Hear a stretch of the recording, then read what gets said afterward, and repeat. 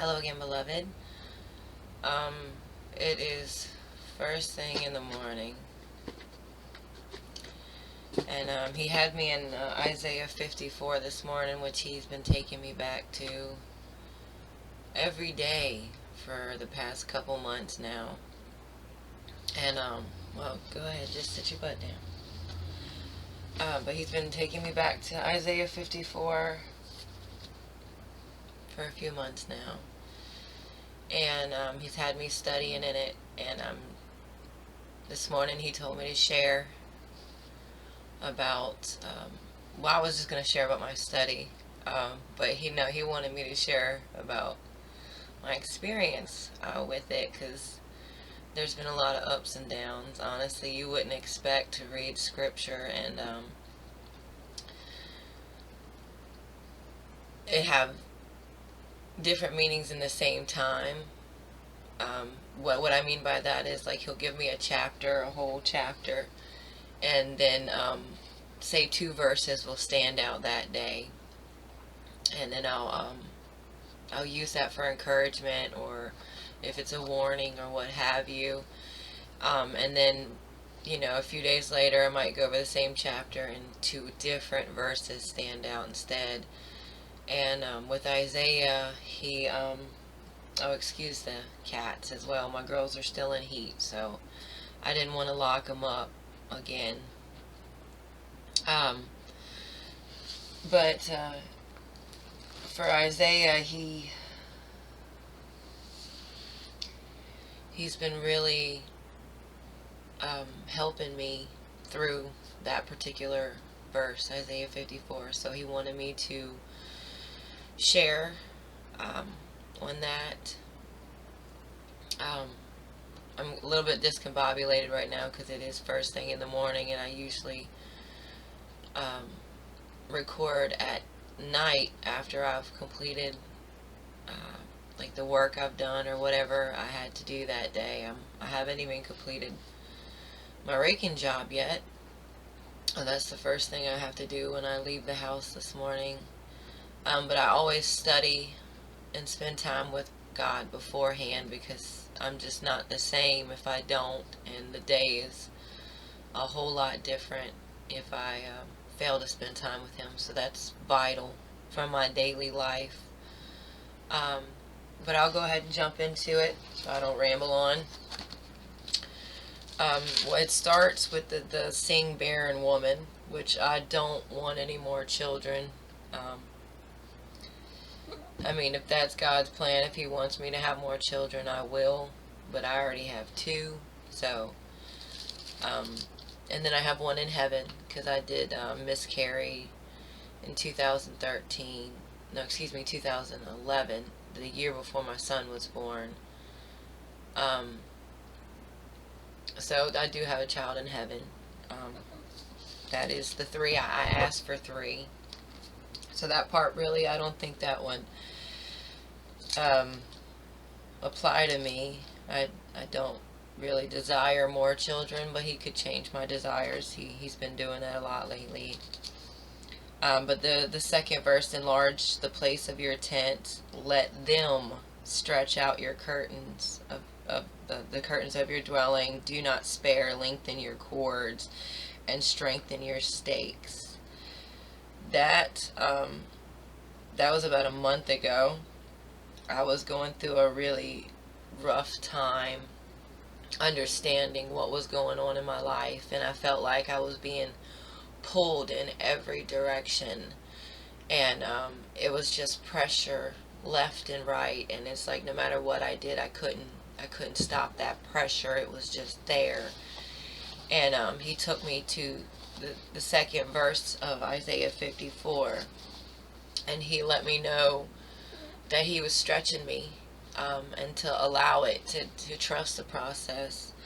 And then He expanded on that and said, for you shall expand to the right and to the left, and your descendants will inherit the nations and make the desolate cities inhabited. So there was an encouragement in that. So though I was going through a really, really bad time, it was really rough, He was not only stretching me, but there was always a purpose in it. and that helped me to keep going and not give up and let him do the work that he needed to do in me, um, so that we could fulfill that purpose that he's put in my heart and the dreams that he's given me, which is a lot. For Isaiah 54:4, I read that every single day because it still applies no matter what day of the week it is. Do not fear, for you shall not be ashamed, neither be disgraced, for you shall not be put to shame. For you shall forget the shame of your youth, and will not remember the reproach of your widowhood anymore. Um, that has helped me quite a bit to remember that, like, he's with me. So there's no reason to be afraid, but it doesn't stop the emotions from coming. The feelings will pop up. And that, like, I won't remember the shame of anything from my youth, which is a wonderful thing, because there was a whole lot of shame connected to my past. There was a whole lot of shame connected to my past. And the reproach of my widowhood, well, I did get married when I was about 19, and will you guys stop, please? Anyway, I did get married when I was about 19, and that's around the same time that I got into 3 car accidents in one night, and I also went to a program for a year. That was the Youth Challenge program. And while I was in the Youth Challenge program, which my goal was to get to know God, get to know me, become a better wife for my husband, when I got out of the program, I found out that he had cheated on me, committed adultery, however you would want to say it, 7 different times, and once with my best friend. So we split up, and that was it. Well, not the charges. Well, yeah, the charges too. But the car accident, I was 19. And I was 21 when I completed, or 20, one of the two, when I completed the actual program, because I did live inside. It was an inpatient program with 19 other women for a year straight. But apparently he couldn't wait that long. So, yeah, he did what he did. And I couldn't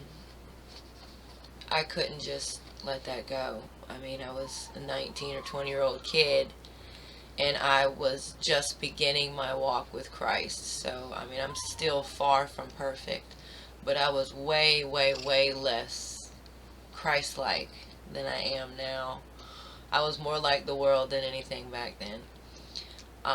So I immediately was like, I'm not doing this. I mean, I even told myself if he'd only cheated once, then I would be able to forgive that, or even like twice, which is pretty sad that he'd do it again. But I even told myself that if he did it once or twice, that I would be able to forgive that. But 7 times was too much for me. I mean, I've already forgiven him now, and I do wish him the best. I pray for him all the time. But since then, it's been like 12 years. And we haven't been together since then at all.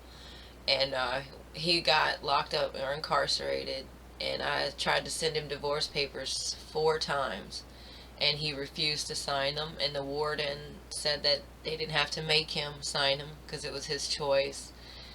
And so that prevented me from being able to get the divorce that I justifiably, wanted.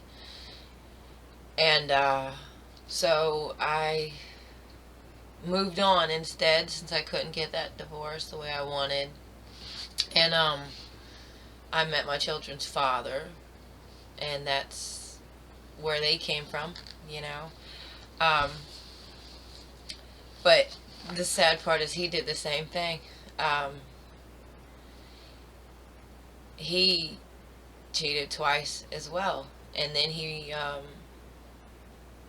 ran off and disappeared. And the sad part is the children were the ones to be affected the most. I mean, I went through a really rough time with that because I already had rejection issues. And God actually used that situation to uproot those rejection roots, honestly. And that was really hard. I mean, there was many months of crying and questioning and doubting and going back and forth. And the only thing I didn't do is like shout at God. Like, I didn't blame God for it. And I did question him. I'm like, why would you let this happen? Why would you lead me this far? Why would you take me down to this path? Why would you even tell me to forgive him and then become his friend and then encourage him and then give him another chance? Why would you tell me to give him another chance if you knew that he was just going to do this, you know? And I got to a point where I stopped even questioning, you know, because God knows better than I. And he had a reason for all of it. So I go back to the story of Joseph all the time, where his brothers had, you know, sold him into slavery and, you know, sold him, left him for dead pretty much. And then he ended up helping them, you know, much later on. And when they came before him, he said, it's I, Joseph, you know, you meant this for evil, but God meant this for good. So that's how I had to see it, is, you know, maybe, you know, the devil, of course, the enemy meant it for evil. He was trying to destroy me and remove me off my path and keep me from walking into my purpose.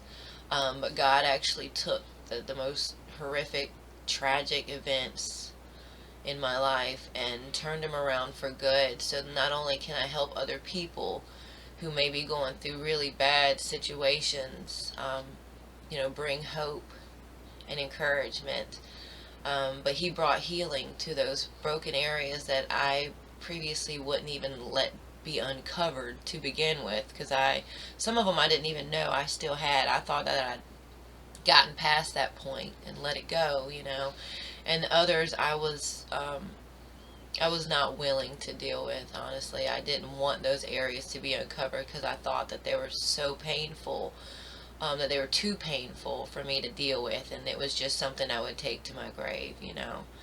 But God saw fit, you know, to bring healing in so many areas, and I'm thankful that he did, because I wouldn't be as whole or as healthy or as happy as I am today if he had not uncovered those broken areas and began the process of walking me through that. Anyway, let me get back to this. Number 5, for your maker is your husband. The Lord of hosts is his name, and your Redeemer is the Holy One of Israel. He is called the God of the whole earth. That really helped me, because I had felt abandoned, completely abandoned. And I was, by humans. Yeah, I was definitely abandoned, but God used that, and God isolated me on purpose. So that I could see that he was always my husband above all. And if I learned anything, that he's been the best husband ever. He takes care of me. He defends me. He never leaves me.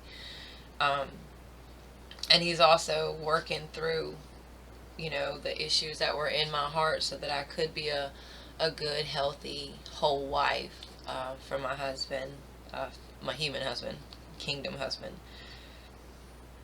And number 6, for the Lord has called me like a woman forsaken and grieved in spirit, like a youthful wife when you were refused, says the Lord. So yeah, that resonated with me for a long time. I cried about that for a long time, because I did feel refused.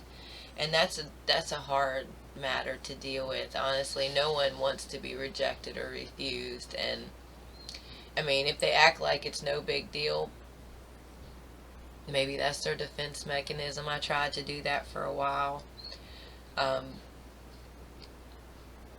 it was already an open wound to begin with, so I didn't want to pretend anymore. I just wanted to lay it out on the table and let God do whatever he was going to do with it. And he brought so much healing. He really did. I can't imagine walking around with that brokenness for 10 more years or 20 more years or even another year. So I'm so thankful that he did bring it to the surface. I needed healing. We all need healing, but sometimes we don't realize that. Then I'm going to skip down to 10. For the mountains shall depart and the hills be removed, but my kindness shall not depart from you, nor shall my covenant of peace be removed, says the Lord who has mercy on you. That has been a great comfort to me, because it reminds me every time how kind he is, and that the mountains will depart and the hills might be removed, but he will still be with me. He will still be kind to me. And I look for his peace now. Like, my new norm is peace. I used to be so chaotic, internally, and like anxious all the time, and I was always trying to figure out things on my own. So peace was not a normal feeling for me. I had moments of peace throughout the day, sometimes throughout the week, but majority of the time there was always chaos going on in the inside. And now that peace is the new norm, um, I want to maintain that. I want to keep that. So to know um, that his peace is his covenant, that helps me remember that anytime I do feel anxious, that's a signal to me, that's an alert that I need to pray. And anytime I feel confusion, I run to his feet. Anytime I feel overwhelmed, I worship, because that breaks it right on off of me. And it doesn't have to be like 30 or 40 minutes of worship. It could be, 5 minutes. And it's just spending that time with him that makes the biggest difference for me. 11. O you afflicted one, tossed with tempest and not comforted. Behold, I will lay your stones with colorful gems, and lay your foundations with sapphires. I will make your pinnacles of rubies, your gates of crystal, and all your walls of precious stones. Yeah, I remember crying over this many, many, many times, because that resonates with me. I was the afflicted one. I was the one tossed with tempest and not comforted, which means like he's always been so kind to me. He would send so many wonderful signs that he's with me, and he would send his spirit, which, I mean, it lives inside of me, but his tangible spirit will come upon me, and it'll fill the room, and I could just feel his presence. And there's been many times where I could feel his presence, but I would just keep crying. I would just keep distress. I was in severe distress. Like, nothing could comfort me. And I went through this for about two months, in August and September. Nothing would comfort me. It was very difficult for me, because I didn't want to be around my family. I didn't want to be around people. I didn't want to be around my own children. I didn't want to be on this earth. It was such a deep, deep depressing. It was just so bad. I don't ever want to go back to that point. If I have to walk through something like that again, I'm going to stay at Jesus' feet. But it was such a despairing time for me. It was, oh my God. Nothing. When I say nothing could comfort me, it didn't matter what it was. It could have been, the best job in the world. It could have been a full bank account. It could have been many friends. It could have been all the things that you would think would fill you up or make things better, but nothing would comfort me. The only time I felt peace was in his presence. And I would cry and cry, and oh my God, it was It was a dark, dark time for me. He pulled me right on out of it, but he walked me through it as well. So he let me go through it because I needed to get all of that out. I mean, I was still apparently grieving from when I got married and was rejected from that. So I had just stuffed it down. And we're talking like 12 to 15 years of just stuffing it down and pretending like I wasn't affected, or convincing myself that I was okay. It's going to be all right. I mean, I didn't deserve that, so I can move on. And I would say, well, he wasn't a good person anyway. I would anything to justify feeling the way that I was feeling, and I would make excuses. And it got to the point where I couldn't do that anymore. I had to let it out or it would consume me, and I didn't want that. The last thing you want is grief to consume you and change you into somebody that you're not. So I knew that he had taken me so far in the past few years that I wasn't going back. So if I had to walk through another valley, then I was going to do it. But I was going to do it with him this time. I wasn't going to try to do it on my own anymore. And his presence was just so tangible and thick through the entire process. And his peace, oh my God, his peace helped me so much. Even when I was crying and even I was desperate, I knew that everything was going to be okay because he kept reminding me. Um, You see, all your children shall be taught by the Lord, and great shall be the peace of your children. In righteousness you shall be established. You shall be far from oppression, for you shall not fear, and from terror, for it shall not come near you. Indeed, they shall surely assemble, but not because of me. Whoever assembles against you shall fall for your sake. I stood on that. I stood on that every day because there was many moments that I was fearful. Many, many, many moments that I was fearful. The devil or the enemy, whatever you want to call him, would lie to me and tell me, this is it for you. You're never going to be happy again. You're never going to find love again. You weren't good enough to begin with. He would use all the lies that he tried to use my entire life that actually worked. But they weren't working anymore because I saw them for what they were, which is just lies. And so standing on his word, oh my God, I shall be far from oppression, for I shall not fear. That showed me right there that the fear is connected to the oppression. So if I do fear, then that opens the door. Or if I entertain the fear, the thoughts of fear, the feelings of fear, then that opens the door for the enemy to step in and make all your worst nightmares come true. But the fact that he showed me right here that if I choose him, if I choose his love, his peace, his joy over fear, and I do not let the fear consume me, if I don't dwell on the fear and I refuse to fear, then the oppression can't come near me. And it also says that, they shall surely assemble, but not because of me. So that was a comfort to me to know that, okay, so things will happen, your enemy will come after you, but it's never him. It's never God. God is always on my side, and it's never him that's coming against me. And the fact that he said, and whoever assembles against you shall fall for my sake, not his sake, my sake. So that showed me that he's been fighting for me the whole time. He's been with me the whole time. Stop it, guys. Y'all need to stop.